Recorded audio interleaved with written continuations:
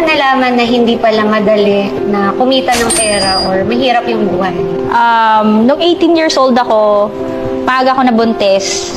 So, parang doon nag-start yung life ko na sabi ko, hindi pala lahat ng bagay nakukuha mo in one sitting.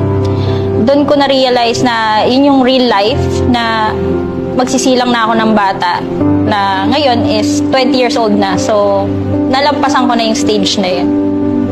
Isa lang yung naging anak mo? Dalawa. Ilan taon na isa? 8. So, ibig sabihin pala, from meron hanggang sa nawala. Ano yun, tinanggal yung lahat ng meron ka? May nangyari Ng sa parents mo? may nangyari sa family namin. Family problem, naghiwalay yung parents ko. So, pinalayas kami. And then, nawala kami dun sa malaking bahay na tumira na lang kami sa apartment. Tapos, yun, dun ko na-realize na kailangan kong mag-stand up para sa sarili ko. Parang dun nag-start yung pagiging strong woman ko. Tapos, nung high school din, nabubuli ako ng mga kaklase ko kasi lagi lang ako naglalasing, lagi ako nagkakating. Tapos, yun, nalulung ako sa pag-iinom ng alcohol.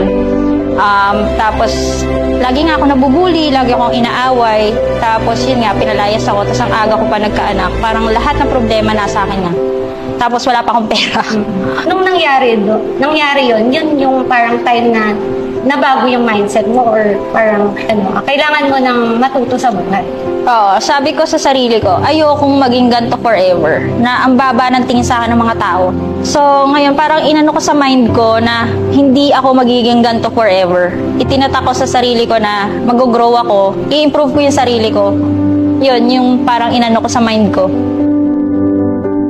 And then, parang nag-google pa nga ako that time. Sabi ko, how to be rich? Legit talaga hinanap ko siya sa Google. Tapos sabi ko, paano ba maging successful? Ginugol ko siya. And then after that, parang nahilig na ako sa books, nahilig na ako sa mga videos, YouTube na learning, yun, yung parang inano ko sa mind ko. Ibig sabihin,